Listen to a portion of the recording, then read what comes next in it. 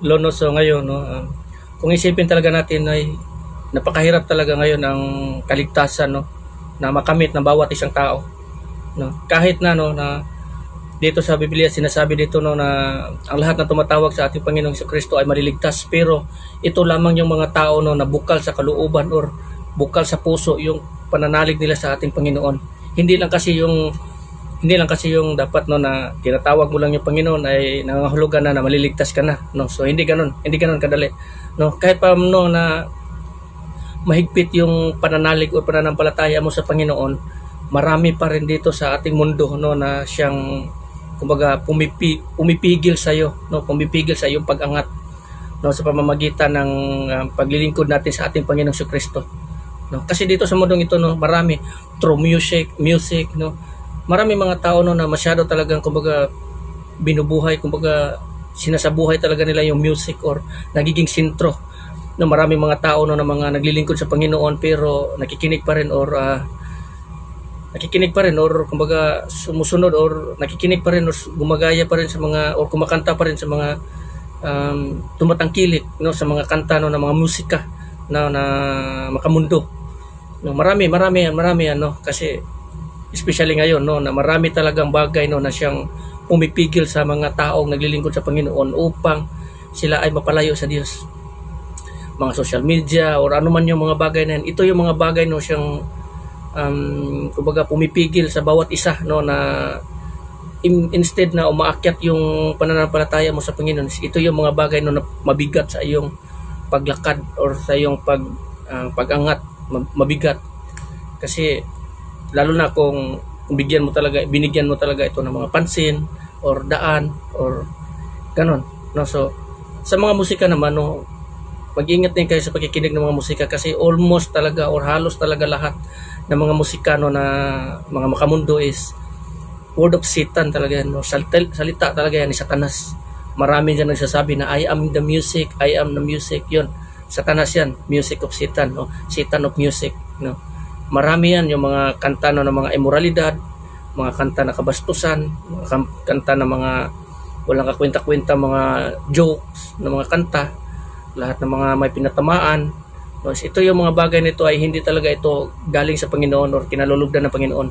Ito pong lahat ng mga bagay ito ay bagay po ito na ginagawa or sa pamamagitan ng kapangyarihan ni Satanas, no, na siyang pumipigil sa bawat tao, no. Lalo na ngayon, no, kahit mga media, no, binibigyan nila ng daan or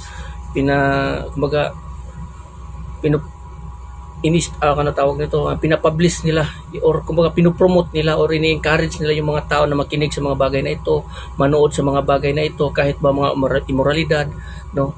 Minsan din yung mga tao rin, no, na immoralidad na yung mga ginagawa, prostituting na tinatawag pa rin nila sexy, kahit pa yung mga babae at saka lalaki na gumagawa ng mga pornographic videos, no.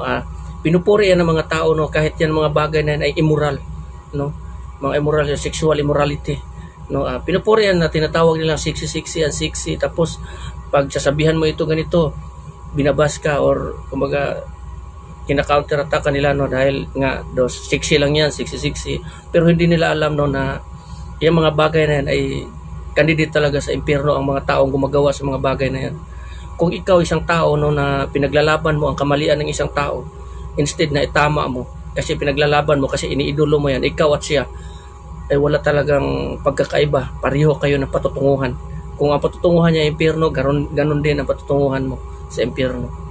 So walang pagkakaiba, kaya mag-ingat po kayo, no, lalo na sa mga tao, no, na naglilingkod sa Panginoon. Hindi ko sinasabi ito sa mga taong patuloy na gumagawa, no, sa mga bagay, no, na hindi kinalulugdan ng Panginoon, panaypuri sa mga tao, ng mga celebrities na gumagawa ng mga pornographic videos, prostituting, mga immoral o gumagawa ng patayan, kissing scene, lahat ng yan mga gawa yan ni Satanas. Hindi yan gawa ng ating Panginoon, kundi gawa yan ni Satanas. Entertainment industry is owned by Satan, no. Pinamumunuan yan ni Satanas, no, yung mga ganyang bagay na yan. So dapat tayo mag-ingat sa mga ganitong bagay, no, na minsan hindi natin mamamalayan or hindi natin mapapansin, no, na tayo pala ay unti-unti na off track, no, dahil nga sa pagtangkilik natin sa mga bagay na ito, sa mga pelikulang ito, sa mga pinalabas nila, sa mga immoralidad na mga gawa nila. Lalo na itong mga kababaihan, gumagawa ng mga immoralidad, pornographic at prostituting. Maraming mga kalalakihan dyan na nahuhulog sa immoralidad or sexual immoralidad na adultery. Kasi ang sabi ng ating Panginoong si Kristo, pagtitigan mo lamang ang isang babae na may pagnanasa ang iyong isip, nagkakasala ka na ng adultery yan or pangangalunya.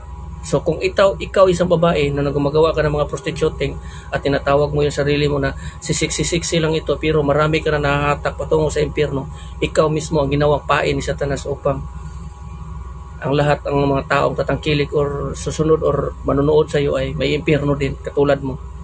No, so mag-ingat kayo, lalo na sa mga taong mga naglilingkod sa Panginoon, no, sa gawin niyo po itong seryoso. Kasi ang buhay po natin is sandali lamang po dito sa mundong ito. Hindi mo alam kung kailan darating. Maraming mga tao, no, na kumpiyansa sa kanilang sarili, no, dahil nga daw mabait sila, walang ginagawa sa dautan, masasama o gano'n, mababait sila, matulungin. Pero yung puso nila ay wala ang Panginoon. Yung mga gawa mo, hindi talaga yan babasihan para sa iyong kaligtasan. Kasi ang tao nagiging matuwid sa pananampalataya ng ating Panginoong Jesucristo at sa pagsunod sa kanyang kalooban, hindi sa pamamagitan lamang ng iyong gawa. No? Halimbawa ngayon, kung ang kaluluwa ng isang tao, kung ang katawan ng isang tao walang kaluluwa, patay pa rin yun. So, ganito rin yun maikumpara mo.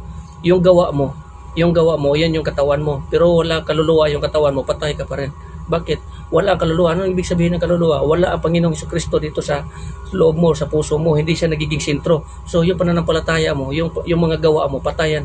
Yung pananalig mo, patay pa rin yan. So, gawin nyo pong seryoso yan kasi kung akala nyo po ang kaligtasan ay napakadali lamang, hindi ka lamang gagawa ng masama, mamahalin mo lang yung pamilya mo, ganito, ganyan, maliligtas ka na. So, nagkakamali po kayo. Basahin nyo po ang Biblia, no? Napakahirap po. Kasi ang sabi po nating Panginoong Jesucristo, no, na ang kaligtasan ay napakahirap po talaga, no, mapasok. Kaya nga sabi nga ni Apostol Pablo dito sa sulat sa Acts, no, na kailangan dadaan tayo sa hirap bago tayo makapasok sa kaharian ng langit. Kasi hindi basta-basta ipamamana ng Diyos ang kanyang kaharian sa mga tao kung hindi masusubukan kung hanggang saan talaga ang tao. Kahit nga yung ginto, sinusubukan yan para makikita talaga kung tunay ba yung ginto sa pamamagitan ng apoy. Tayo pa kaya, di ba? Yung mga, sabi ng ating Panginoon Kristo, yung mga halad o tawag niyan, sinusubukan din yan sa mga asin. Sa asin ba yun? Tayo pa kaya, no, susubukan din tayo sa mahigpit, no, ng mga pagsubok dito sa mundong ito. Kasi ang sumusubok sa atin dito ay hindi ang ating Panginoon kundi si Satanas.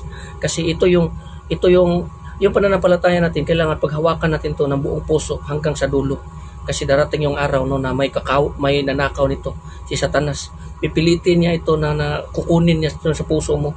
Kukunin niya hanggang sa malimutan mo ang Panginoon, mapalayo ka sa Panginoon kasi yan yung goal niya, to destroy you. No, yun yung goal niya. So hawakan po natin itong pananampalataya o pananalig natin sa ating Panginoon hanggang sa kanyang pagbalik or pagdating. Kasi yun yung sabi ng ating Panginoon Jesucristo, no, na hold fast what you have till I come. No? So hanggang dito na lang, no. Maraming salamat and God bless everyone. Amen.